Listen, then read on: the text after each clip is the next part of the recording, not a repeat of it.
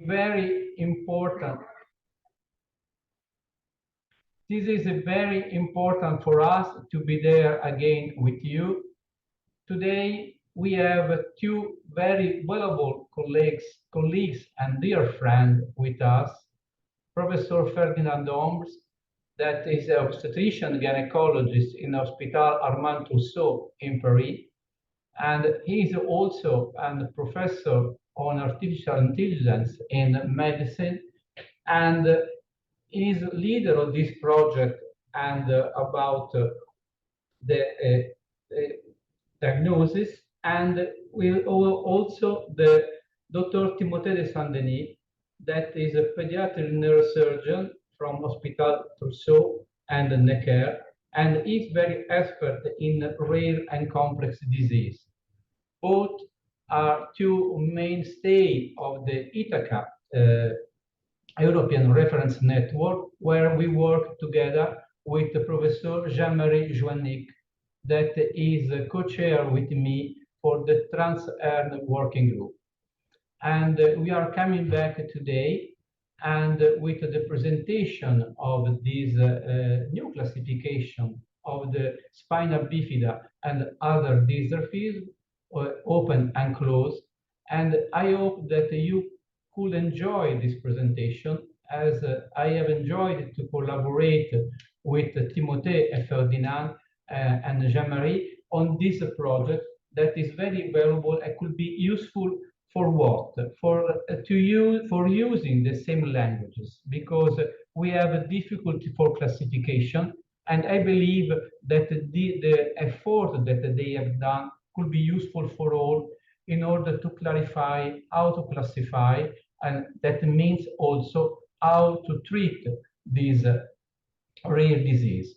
And thanks again to OMNI-NET, and I know that today, and Dr. Zimak, that normally stay with me in order to lead these activities, as some concern today, and we will come back and for the future activities at the end of the webinar. And so please, and Professor Ferdinand Dhombres, the podium is yours for the first presentation. Thank you very much, Giovanni, for the kind words of introduction. Hello, everyone. So I'm really happy to be here today to present the work that we've been conducting with Timothée.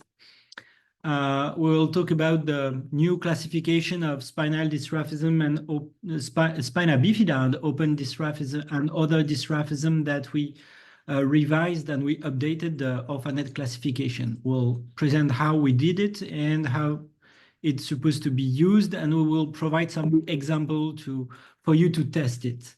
So there is a QR code here. You can already scan it if you have a mobile phone. Do it now, but you will have the QR code later during the talk, so don't worry if you don't have time to do it right now. This will be an app that you can use to vote to find a good diagnosis. At the end of the talk, the third part will be a case review. So I will start with the work that we've been conducting to revise the classification. And if you've used classification of dysraphism, you probably used OMNI-NET before the revision. And that's the material we started with. So in OMNI-NET, there were classifications that were not easy to navigate into on their website. And we started with the work of on Excel spreadsheet, actually, where we had all the terms and codes and hierarchies. So we used more suitable software to be able to navigate and to investigate the content of the classification.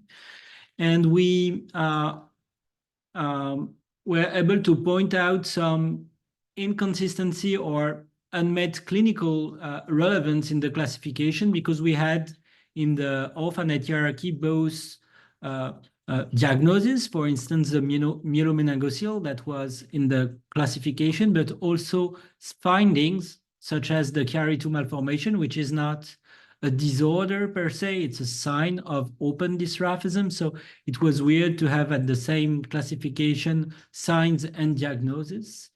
And our goal was to have a resource that can be used actually with a clinical meaning.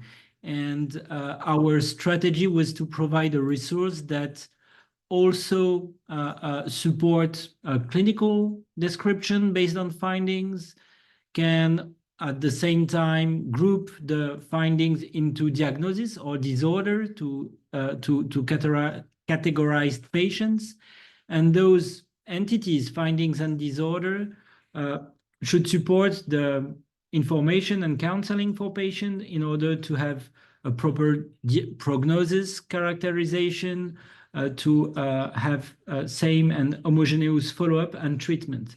And based on the follow-up and treatment, maybe with these meaningful representation to update the findings and the disorder. So what we started with was a strong hypothesis that every dysraphism disorders can be described by morphological anomalies, skin findings, bone findings, and spinal cord findings. And by a combination of those three types of findings, we developed a model that is able to combine the findings into disorder to cover any type of dysraphism that may occur. So based on this hypothesis and this model, we were tasked by the ERN to conduct an update of the classification. So that was a work conducted in the SBOD working group, which is coordinated by Giovanni Mosiello, who introduced me just a few minutes ago, and with Professor Jean-Marie Joannick, who works with him to chair this group. And that was a group that was supported by the two ERNs. So we started in April 2022, and we achieved an update of OMNI-NET classification in May 2023. So it may seem long, but it's the shortest, and we are a bit proud of the timely update that we were able to conduct. So we started with a group of experts with several proposals for skin, bone, and spinal cord descriptions. And we based that first set of propositions based on the experience of our center from cases that Timothée have seen, and from cases that we know in our prenatal fetal center and in rehabilitation medicine in Trousseau. And this first set of findings was then enriched by a first group of almost 40 experts, so urologists, pediatrician, neurosurgeon, rehabilitation medicine specialist, fetal medicine specialist, and all those experts suggest new terms, and we validate the terms that we proposed. So additional terms were added to the terminology. After this first step, we had the second round of our Delphi approach in Roma. It was hosted by Giovanni, by the way. And we organized into levels these different findings, and we started the definition of every findings with a list of slides presenting images and a textual definition of these findings. And we did a third round in Barcelona with the same group of experts. And in between, I won't talk about all the Zoom meeting that we've been doing between those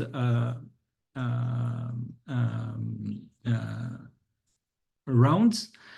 We worked a lot with a leader in neurosurgery, Dominic Thompson, who is I think he's the director of the European Society of Neurosurgery, and he helped us a lot to provide correct and non-ambiguous definition for all these findings.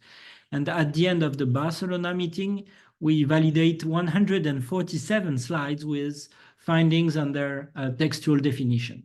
So with those findings, we started to provide definitions of all of the dysraphism based on the findings that we had to combine them into those disorders. The result was then transferred to ORPHANET. We made many edits in the initial classification. So 16 codes from ORPHANET were removed or classified as obsolete. We edit and modified 10 ORPHA codes with new terms, new definition, new synonyms, and we created 24 additional codes. And after those updates, we reorganized with ORPHANET the hierarchies of the disorders in ORPHANET.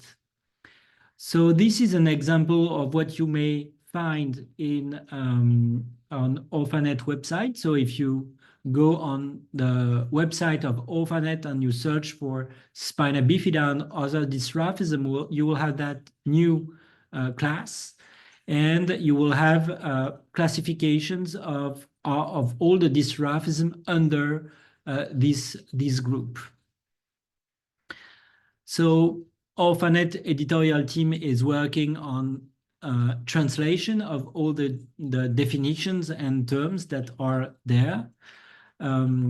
We have, for instance, one interesting dysraphism that has been added, the limited dorsal myeloschisis, the saccular form, which was recently described in prenatal ultrasound.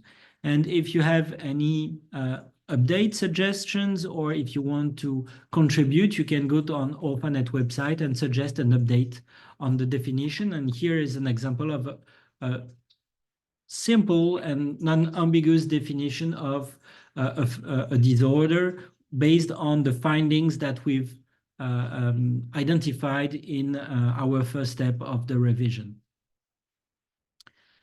So based on those definitions, you've seen that we've created hierarchical updates.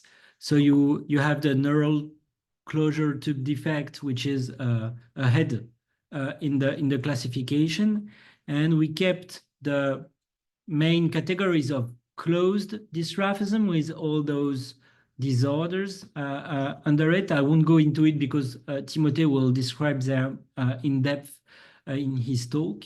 We have also the open spinal dysraphism, and we have one group which is especially useful when you are dealing with prenatal ultrasound, the spinal dysraphism with a posterior meningocele, which is the saccular form of dysraphism, is a classic entry point in this group of disorders at the fetal ultrasound.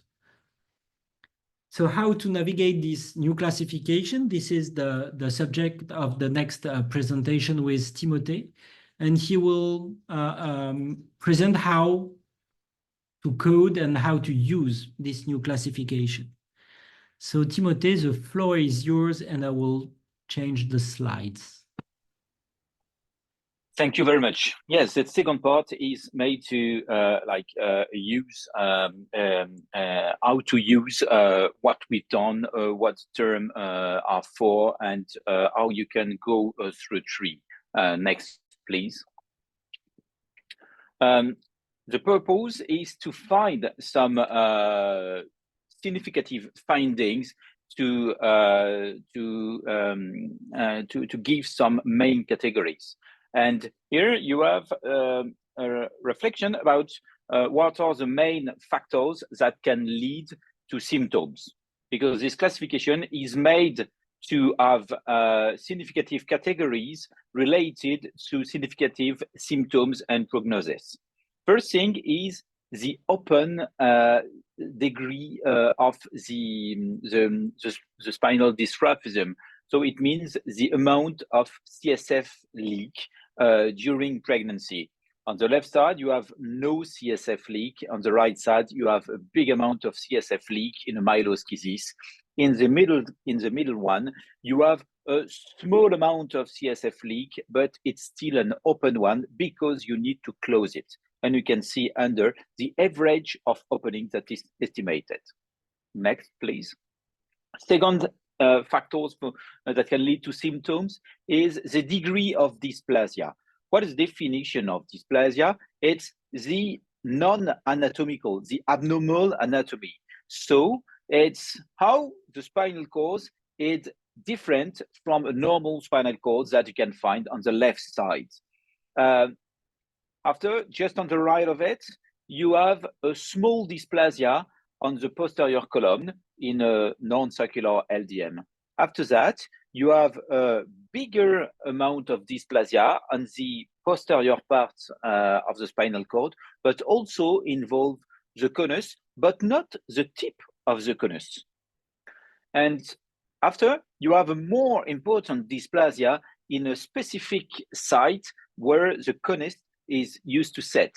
So you can have a bigger amount, bigger symptoms, especially for bladder and bowels. On the right side, you have a big amount of dysplasia. It's a real open neural tube defect, what we call the myeloschisis or myelomeningocele without a sac previously. So you don't have the end of the spinal cord, you have a real dysplasia, you don't have the neurological constitution. Next one, please. The third one is a really neurosurgical one. It's a mechanical stress that is applied on a spinal cord, maybe malformative or not. On the left side, you have a small mechanical stress with a phylum lipoma, the lipomatous phylum. So you can have the movement of the spinal cord that are reduced by this tethering. Second one, you have a tethering on the posterior side of the spinal cord. It's a LDM, and you can have a traction on the posterior column. Next one, you can have a traction from a lipoma, a subcutaneous lipoma that can stretch the spinal cord itself, even sometimes outside of the canal. After, you have a myelomeningocele. You can see, compared to a myeloschisis, the spinal cord is stretched out of the spinal canal on the top of a non-epidermized meningocele. On the far right side, you have what we call a MyLDM.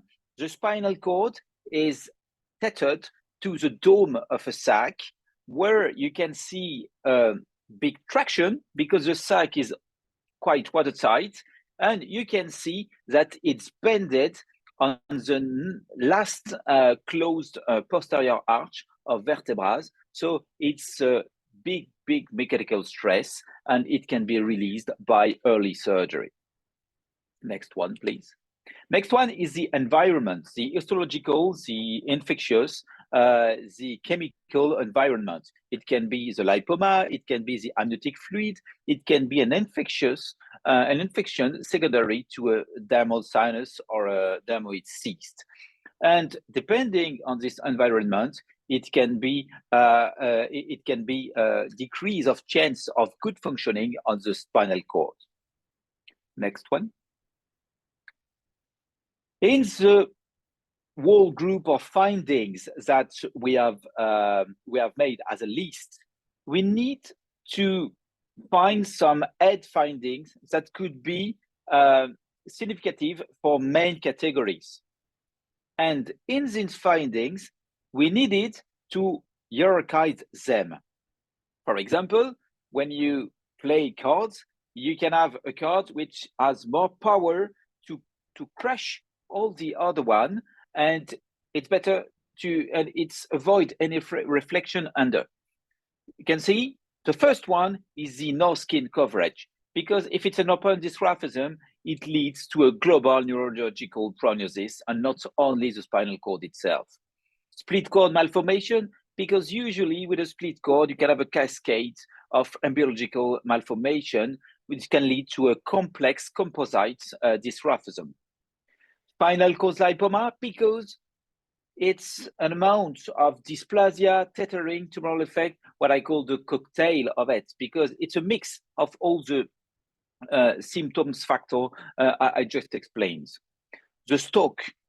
The stalk is something that tethers the spinal cord with another part on the skin. It's a case made for dermal sinus and LDM.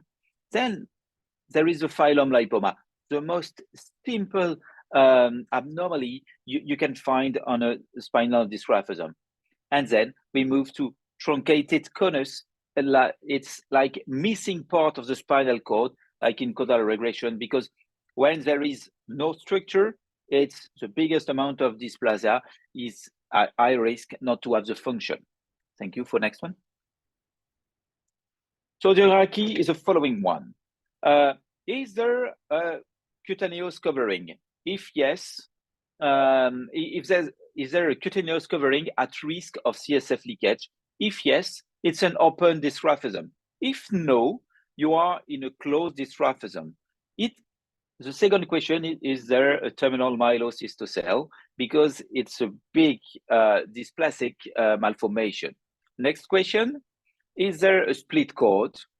Next question, if no, is there a neuroenteric cyst, some special specific dysraphism? Is there a spinal cord lipoma? Next question, is there a stalk? Next question, is there an interrupted spinal cord? And if the answer is no to any of that, is there a phylum anomaly? And if the answer is no to all of that, the question, is there really a spinal dysraphism? If it's just a spina bifida, means the open posterior arch of vertebra, it's not a spinal dysraphism. It's like normal. Next one, please. We have created some transitional entities, or what we call frontier forms of dysraphism, because for each findings, you can say yes or no, but for main categories, you have to have categories that could be in between of two, like we've seen open dysraphism, closed dysraphism, and you have the closed open one, the ones that need to be closed, but are not severe enough to lead to an hydrocephalus. Because malformation are a continuity in nature, and you cannot make boundaries. So we need to make boundaries for those really side categories, and to have the intermediate one in order not to have cases without a name on it, without a good definition of the situation. So if you start, you can start with the open dysraphism, and through it, you have other question. Is there a placode, a dysplasia at the end of the spinal cord? Is there a sac? If yes, it's a myelomeningocele. If no, it's a myeloschisis. And so we can see that to have the diagnosis of myelomeningocele, you need the KRE2, the placode, and the sac. Next one. If it's open, but you don't have a complete KRE, you are in the intermediate form, what we call a mild DM. And in this case, it's still open, so you can prepare the neonatal surgery, but the prognosis is not the same, especially in terms of hydrocephalus. Next one. Terminal myelocystocele. It's an entity where we just precise that when there is lipoma, it's still a terminal myelocystocele. And it's important to precise terminal, because it's a special category with high rates of symptoms, especially for bladder and feet. Next one. The split cord malformation. We didn't go really far in the reclassification.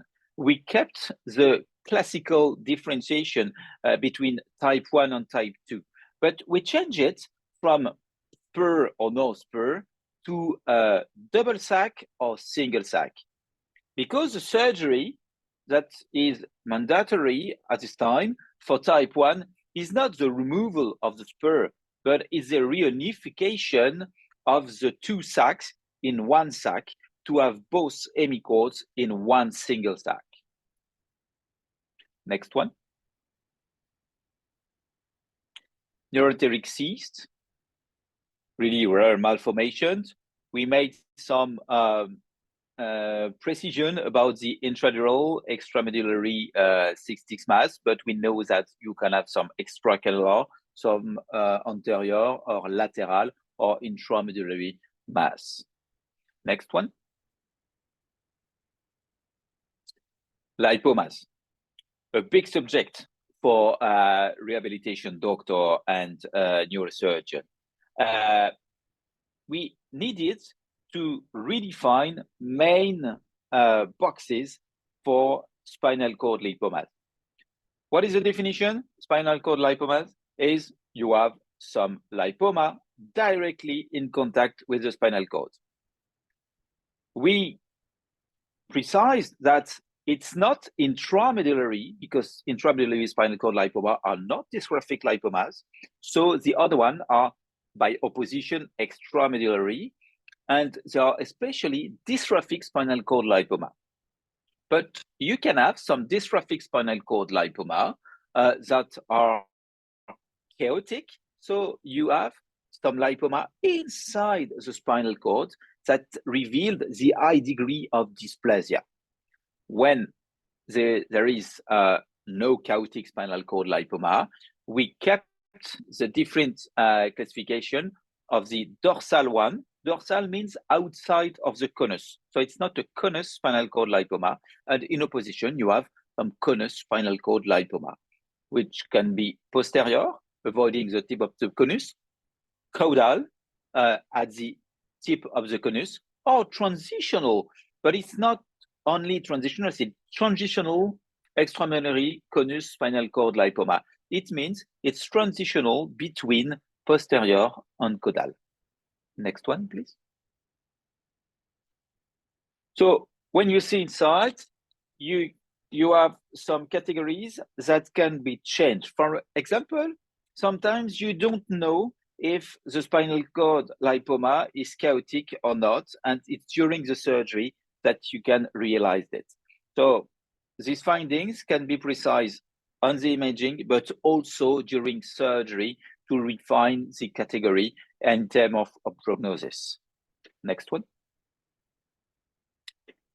But the classification for the moment is simple, but we created a lot of findings that could be able in the next months, in the next years, to redo the classification by recoding each case and have some comparison between this coding and the symptoms that we can find in the follow-up.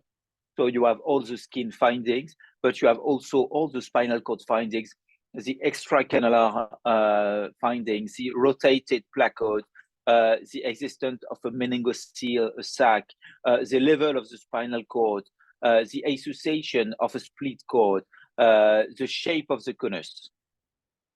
And this will be able to create new classification. The stalk. The stalk is the main element of LDM described by Dackling-Peng. Dackling-Peng described it and separated circular and non-circular, which is something that comes again and again in the classification, this dichotomy between circular and non-circular. We changed the definition of LDM to go that to talk about LDM, you need to have no split cord and no spinal cord lipoma. It means the prognosis is really good, but when it's really isolated without these other malformations that can lead to bigger symptoms. Next one. There is a mistake sometimes between LDM and dermal sinus, but it's been described that there is a continuity in terms of pathological analysis, and dermal epidermal stalk is a finding that corresponds to a dermal sinus. On a dermal sinus is also a dysraphism with stalk, and the pathological of the stalk leads to different diagnoses, dermal sinus or LDM.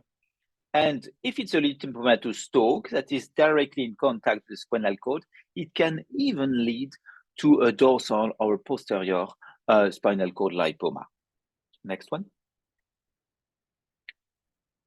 The definition of Dhombres sinus is not only a stalk. It's not only a stalk with a dermo-hypodermal part. It's when the dermo-epidermal stalk is exclusively dermo-epidermal. So it means there is a risk of infection. So it leads to a decision of surgery, of early surgery, to prevent an infection. So it's a classification not embryological, it's a practical classification that leads to real daily decision of management of patients. Next one.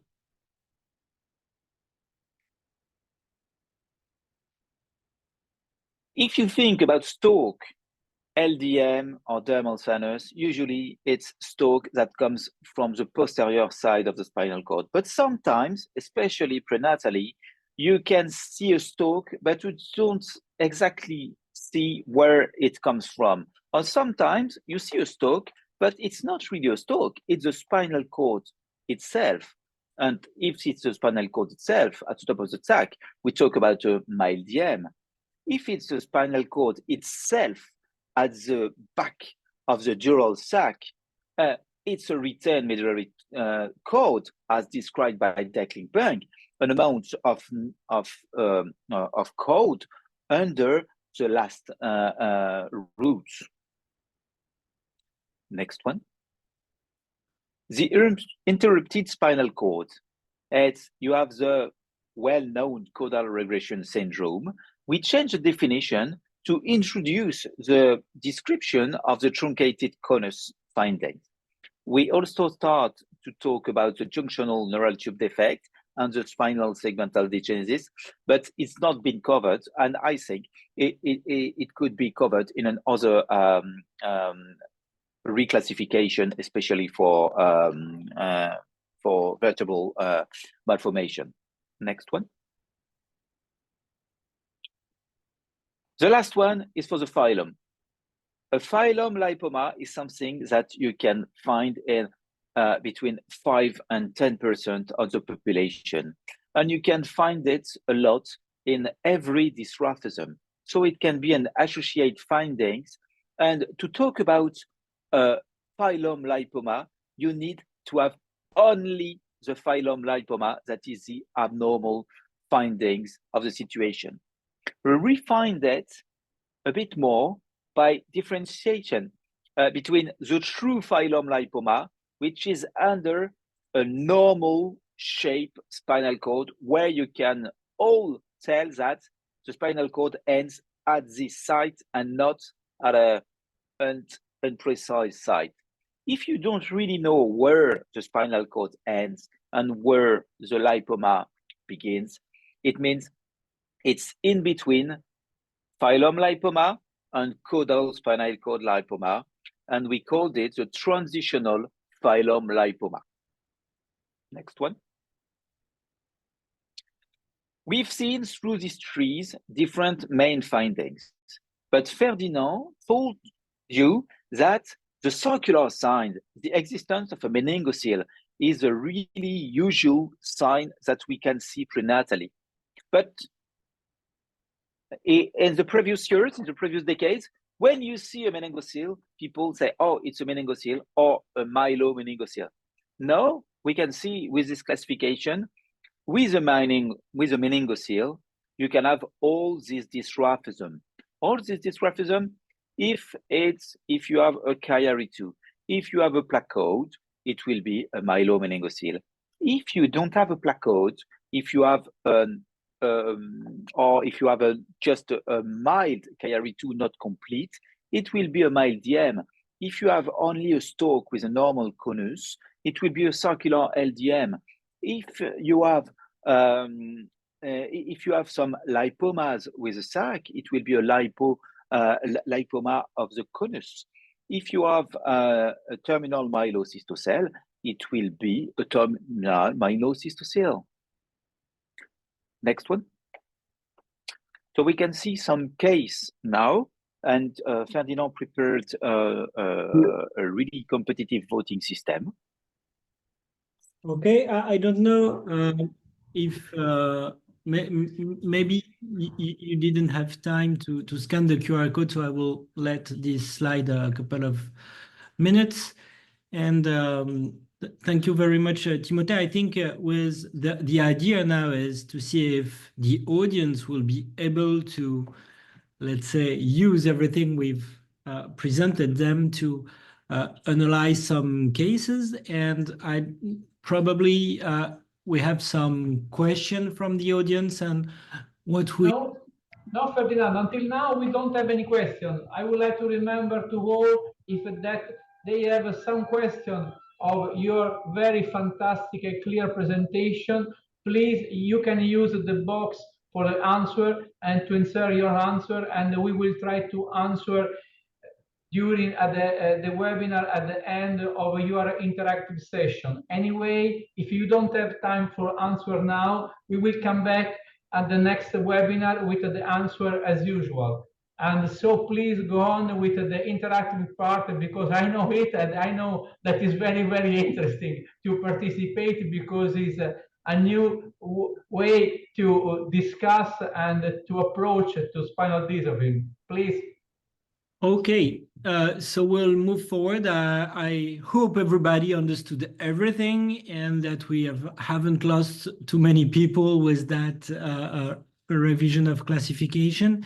And if at any point you have some issues to connect to the voting app, please cry for help in the Q&A, and Giovanni will tell me, and I will put the QR code back again. So this is a first case, and you should all have now on the Wooclap, the voting app, the possibility to vote for a diagnosis hypothesis. So we have an MRI here. Maybe Timothée, you want... Yeah, I will take the end. So it's an MRI, a T1 sagittal on the left side and a T1 axial on the right side. So you have to observe the shape of the spinal cord on the conus. You have to observe how the phylum is, and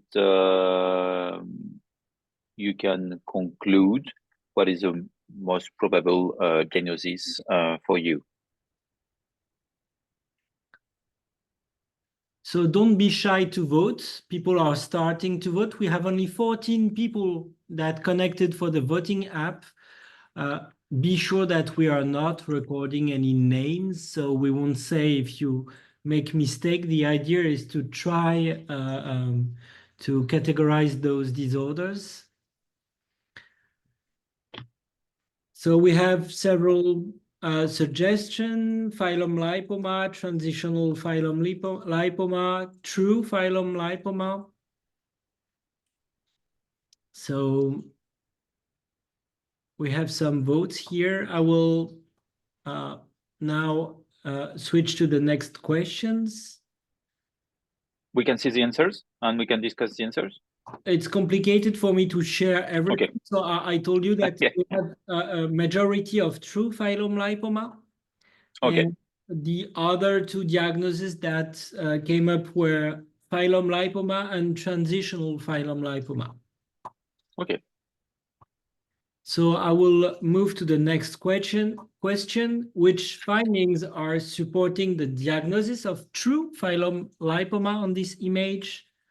So we have normal shape of the conus, subcutaneous lipoma, phylum lipoma, spina bifida, and absence of spinal cord lipoma.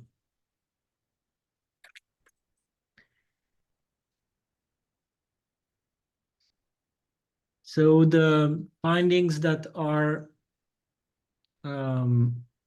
selected as supporting the true the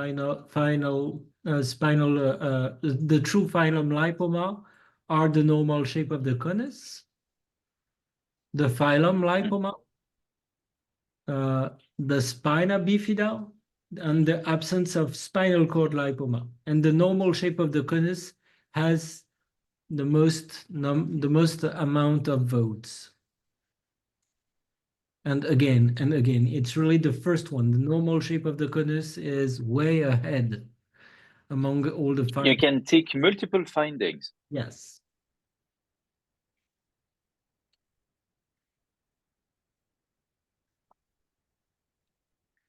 I think the vote has stabilized. So normal shape of the conus is the first one. Then the two second ones are phylum lipoma and absence of spinal cord lipoma. Then spina bifida and the subcutaneous lipoma hasn't been selected by anybody.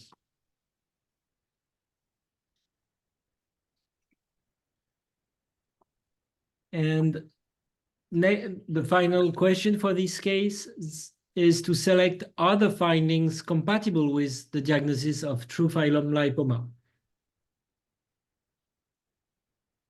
And we have the split cord, the posterior stalk, the skin stigmata, and the normal skin. And for now, all the votes goes for normal skin and skin stigmata.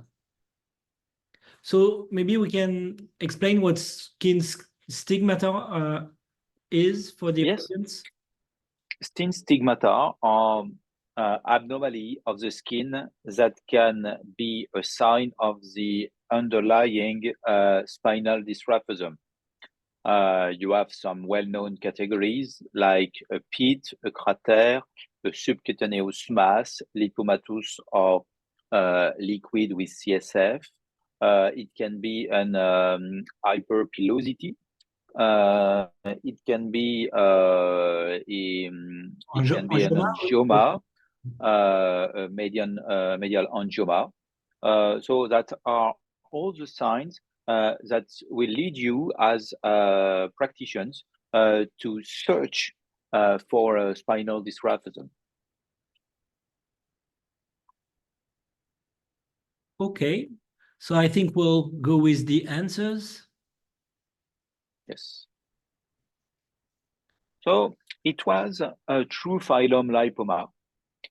The answers of phylum lipoma wasn't a mistake, but it was less precise.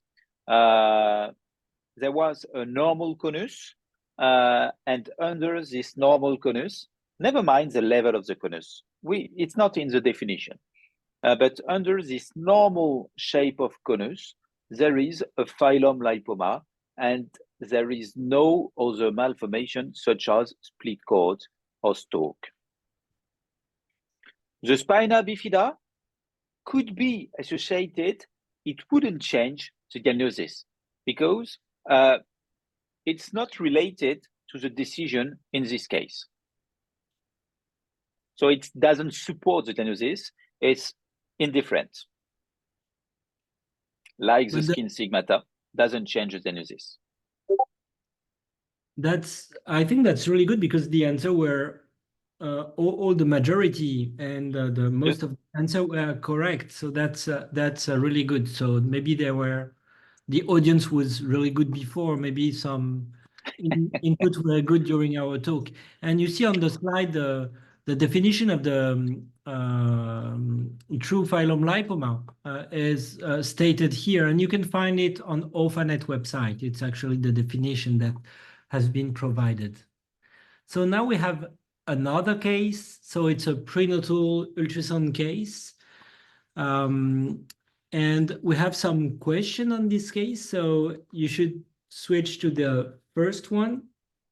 So you can start voting. I don't know if in the audience you are really familiar with the ultrasound appearance of dysraphism. So maybe I will provide some descriptions. So the first image, do you see my arrow? No, you don't. Timothée, is my arrow visible? Yes. I see it. Because I was showing everything when you were talking, so I hope I didn't do that for nothing. So here we have a mid-sagittal view of the fetal brain with the corpus callosum here, and here is an unclear vermis of the cerebellum, so we can't see it properly. Here it's an axial view through the posterior fossa where you have an abnormal shape of the cerebellum that I will give answers, but that's not a problem. So it's a typical carry-to malformation appearance in prenatal ultrasound. Here we have an axial view through the spine, where you see the everted lamina vertebra with the structure here that are outside of the canal, and you can see some... You can say that the spinal cord looks opened like a book. Yes. On the top of thin skin coverage with some CSF underneath. And here it's the sagittal view of the spine, where you see the spinal cord that ends in the sac here. You don't have any normal shape of the conus. So the diagnosis hypotheses are through myelomeningocele and open dysraphism. So those are the two answers. We have more answer popping up now. So we have Spina Bifida.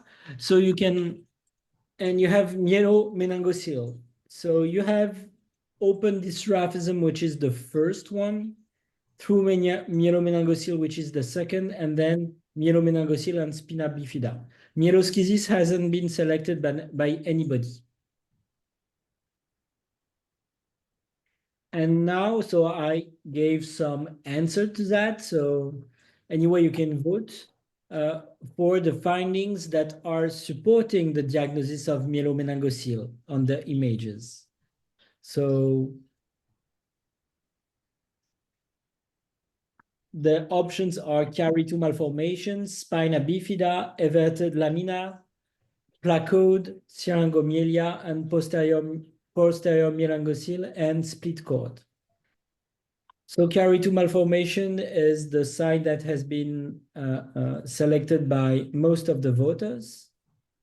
So we still have some votes. And all the other findings were selected by all the voters: spina bifida, everted lamina, placode, and posterior myelomeningocele. So all those are correct, actually. So those are signs that are visible on those images. The syringomyelia and the split cord are not visible here on the image. So before moving up to the third case, maybe some explanation of what we've had so far. So please go, Timothée. Yes, the main question is, what is an open, what is a closed dysraphism? And there is two significations of an open dysraphism. The first one is, if it's open, we need to close it. And the second one, if it's open, it has some consequence on the cerebellum, the stem, and the brain stem development and function.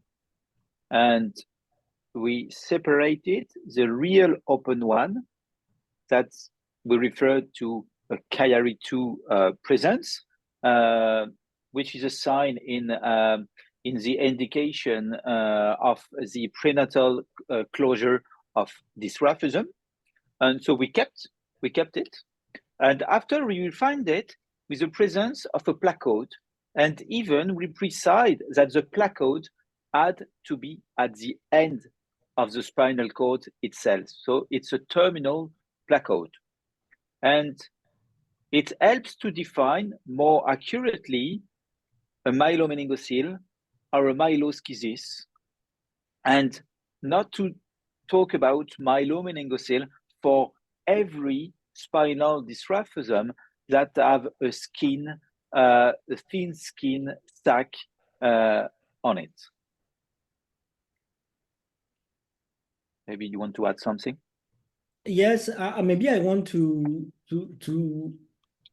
tell the audience what the discussion we had between myeloschisis and myelomeningocele, because these images, so we decided on this image that it was a myelomeningocele, and what was actually the way to differentiate between those two was the level of the placode. Here, the placode is outside of is higher than the cutaneous plane. So if the placode is higher than the cutaneous plane, then we will talk about a myelomeningocele. If it's at the same level or under the cutaneous plane, then we will talk about a myeloschisis. That may sound trivial, but sometimes it's people can disagree when the placode is close to the level, to the plane of the skin. And having a really nice shaped meningocele is not always easy to depict on prenatal ultrasound. I don't know, Giovanni, if we have time for a third case, or because I think... I don't believe so, Ferdinand and Timothée, and because we have to finish at 7 o'clock, 6 hours for the Ukraine, and I believe that your presentation have been very clear, and with the great effort to have a common language to describe the spinal dysraphism and all the kind of defects, and it's experience of all of us, I believe, to receive a different MRI description of the same defect if we perform MRI in different centers, and also different report by the treatment, and sometimes and the myelocystocele is confused with myelomeningocele and so on. And to have the effort that you have done to describe in a common way and the different kind of dysraphism, but also to try to connect with the skin defect, that is very important, because it could be useful, of course, in order to describe the major or minor risk on the basis of the skin defect that could be useful if you don't have the ability to perform MRI. So again, thanks Ferdinand, Dhombres, Timothée, Saint-Denis for your very clear presentation. And I would like to recommend to all, if you have a question, I understand that could be difficult for some one of you, and about this presentation. I have thanks from Dr. Asmetanxanova about this very detailed and illustrative presentation, and with the practical text. I totally agree with you and Diana, and I hope that if you have other questions, please send to us, and we will answer to you in the next webinar. And thanks again to the speaker, and thanks to all the organizer, and first of all to all the staff of EUROGEN, and first of all Michel Battier and Darren Sheeran and Parmita Wari that permit to organize this webinar, and thanks especially to Darren that follow us for every passage of this presentation and for the webinar organization. I would like to thank all the people of the ERN and ITHACA, first of all, that today is with us, and ERN too. But I would like to thank especially all the people of OMNI-NET, OMNI-NET Ukraine, and Dr. Diana Zizimak, and also, of course, Professor Vertesky, the OMNI-NET International, that support us for this program, for this project, and of course, International Federation of Spina Bifida, Dr. Silvia Ruzan. And we are going to read other webinar. We have scheduled one for the end of this month about the use, the advantages, and the revolution, the use of botulinum toxin in pediatric urology. and the next one will be on the derivation on pediatric urology. And we have scheduled the other webinar, one for each month in the next year. And we will go to discuss about fertility and sexuality, and in spina bifida, about the bowel management, about the long-term complication of the reconstruction, and about the predation of the defect of neural tube, and also the epidemiology in Ukraine of the spina bifida. And we will finish with an interactive webinar with the question by families that will be resumed by Dr. Silvia Rusan of International Federation of Spina Bifida. And so please, of course, we would like to see you again and for all the series. And thanks to all, and see you for the next webinar at the end of November. Thanks again, Timothée and Ferdinand and Darren, for your great help. Thank you. Thank you very much, everybody. Bye. Thank you. Bye-bye.